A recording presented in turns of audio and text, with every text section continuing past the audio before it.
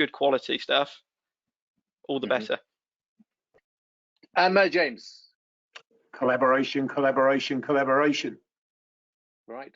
Well, thank you very much. On that note, thank you very much for my panel. Thanks, James, Lee, Rob, and Matt.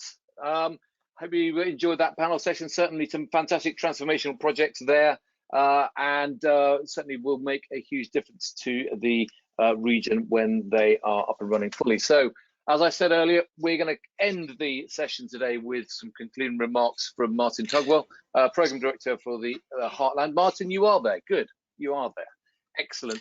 Welcome. Martin, I'm going to do this, I think, as a series of questions. I'm going to pick up, and there's a number of issues which have sort of come up throughout the sessions today. Loads and loads of questions, and I'm always very pleased to see loads and loads of questions. So I'll dip into those as they come in, but if we can tackle maybe 6 questions: COVID, the economy, travel demand, climate change, and innovation and skills. Does that sound like a good idea?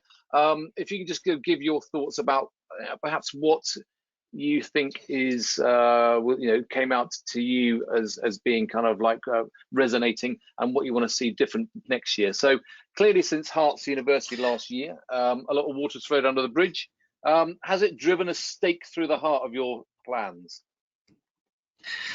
Well, good afternoon, Anthony, and also thank you to everybody who's been joining us today for our 4th conference. It's I think one of the things that strikes me listening in throughout the morning has been how in 12 months we've moved from talking about potential to actually, as we heard in that last session, seeing it starting to be realized. We're seeing the commitment to being about implementing the strategy. And indeed, when the political and the business leaders had their initial idea some 6 years ago, it was very much in that focus of getting things done, and I think we'd like to think that the team and the partners are collaboratively doing that.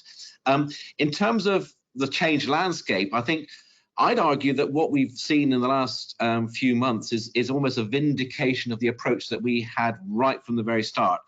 Transport is a personal choice, whether you're a business, whether it's your individual travel. So unless we understand what it is that people are looking to do, and unless we have the mechanisms for understanding how those needs are changing, any transport policy is actually going to be struggling.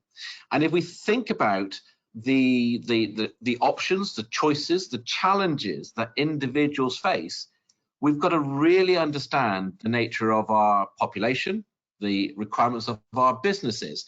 And that's why when it comes to our approach, the focus on the user, and being really focused on making sure we have an approach that takes into account equality, diversity, and inclusion are absolutely at the heart of the strategy moving forward. And that's absolutely right. And I suppose, and I think it's you are making some great progress, but the reality is, back to the economy, and this is certainly about driving the economy nationally, but your local authority partners in reality are struggling financially. They're struggling for resources. They've got a huge amount of additional stuff on their plate they didn't have 12 months ago. I mean, how are you likely to recut your cloth as a result of this, these challenges? So there's 2 things in there, Anthony. One is, as a region, we need to continue to be economically successful, as you heard from Mayor Dave right at the very start of the conference this morning. An economy, if you don't keep investing in it, goes backwards. And we know, as Mayor Palmer and other politicians have said consistently, this is a region which delivers for the country as well as for the residents and the businesses. So it's a challenge we have to rise up to, and we have to continue making the case.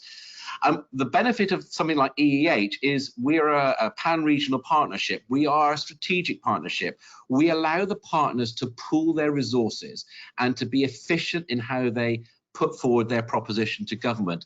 It was really great to hear the Minister welcoming the role of STBs like England's Economic Heartland in supporting and driving forward the economic recovery. We're a small, lean team. We work very closely with our partners. That collaboration that Mayor Palmer was talking about, the collaboration you saw with the delivery partners, that's what's driven us forward. I have to say, it takes time. And it's why, this is our 4th conference. You build those relationships, you build that collaboration over time. And it's a testament to all the partners in both public and private sector that we've got to where we've got to. One of the other issues, clearly, and you'll obviously, in your role as president of the Chartered Institute of Highways and Transportation, be doing a lot of work, I'm sure, around this issue and the discussion around changing travel demands, the changing work patterns that we've all got, and working from home now being the new norm for how long we don't know. I mean, how do you see, I suppose nationally, but how do you see from your CHT hat, but how do you see the future locally from EEH's perspective about the future of mass transit? So mass transit will still have a key role to play moving forward. We heard from Rob Brickhouse there how actually from a project's perspective, East West Rail is even more important. And if you look at the principles of the transport strategy, what it says is we need to connect our areas of opportunity and our areas of growth, the great drivers of the economy, together. And we need to make it easier for people to do that travel by public transport, by mass transport. Once you're there, you need to have the local connectivity, the walking, the cycling, the local public transport that allows you to make that journey, as we heard so eloquently from Lucy and Emily this morning, about how the younger generation, the next generation of professionals are saying, we know we need to change the way we do things. What you've got in the transport strategy is a very powerful framework that allows partners to rally around that single strategic objective, allows us to focus on how we unlock the economic potential, but more importantly, achieve the net environmental gain that Paul Leinster was talking about earlier, as that's at the heart of what we're doing. Because of that is that climate change issue, the targets of net zero emissions is massive, but it's also there is a risk that it will get left by the wayside as we meet these other challenges. How do you ensure that it doesn't? Because clearly there's a lot of speakers today really making that point that we need to embrace it. And to be honest, Anthony, that's come through all the conversations we've had in developing the transport strategy. We did our outline transport strategy, which you may recall last year. And one of the most powerful messages coming back from that consultation was be ambitious. That we thought we were pushing the envelope a little bit when we were talking about carbon reduction at that point. But the message back from the region's residents and businesses was be bold and be ambitious. This is too important not to achieve. Now, what I find reassuring is the philosophy of the transport strategy, that focus on what's the user about, the focus on outcomes. What are we trying to achieve here? Means that we've still got that focus and emphasis on delivering the net zero requirement. And look, we're very clear. The 2050 target is an absolute legal requirement. If we can better it, absolutely. And why can't we be ambitious in this region? This region, which is the UK's leading science and technology innovation area, we've got the best brains and the best opportunities within the country in some areas. And one of the underlying principles of our vision is to harness that to deliver growth. Okay. Finally, innovation and skills also spoken a lot about today. I mean, how are you going to ensure that, given the economic pressures and competition for precious resources, that you in the Heartland make the case for investment and it doesn't go elsewhere in the country? By building on that collaboration and using the strength of the evidence base that we've accumulated under which we built the transport strategy, but harnessing that vision, being ambitious. What has been doesn't need to be moving forward. We've seen received wisdoms being challenged left, right, and centre. We've heard people this morning talking about it's not about whether you need to travel, it's why do you need to travel? If there's a need, how do we do it differently? So I think it's making sure we keep focused on that, focused on the strategic, focus on enabling things to happen, and then supporting our partners as they bring forward proposals in a collaborative but an aligned way. So you have the investment in transport, with the investment in digital, with the investment in energy systems, if you're actually going to achieve that net zero requirement. Okay.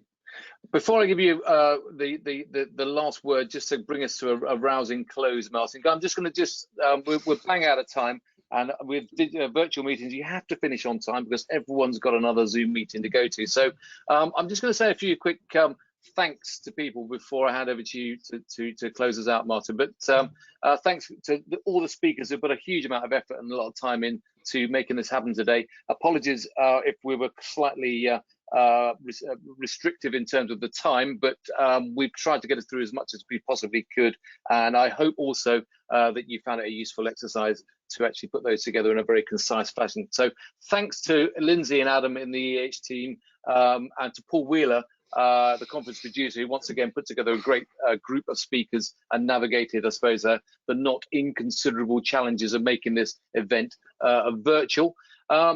Thanks also to all the people who've put loads and loads of questions, an extraordinary number of questions, and I'm sure that Martin and the team will go through every single one of them and reply in person.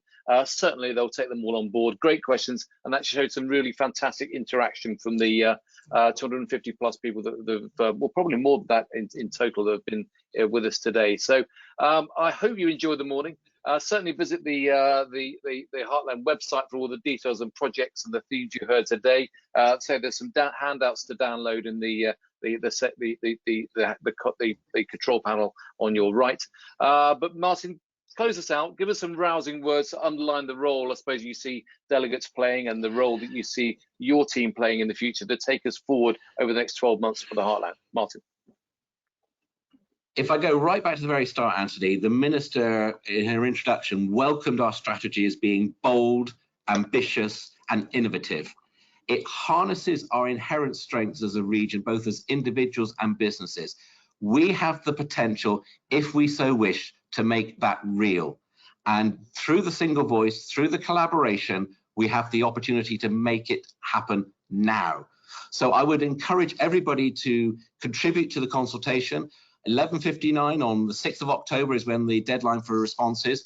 But more than that, get involved in making a difference and delivering a better future, one that realizes economic potential, but does so by achieving the net environmental gain that we also look for. And I look forward, along with the rest of the team, to working with you on that journey. Martin, thank you very much indeed. Thanks for joining us. Have a really safe onward journey to your next Zoom meeting or wherever you're heading. Thank you very much. We're going to draw it to a close, and we'll see you at the next one. Thank you very much. Thank you.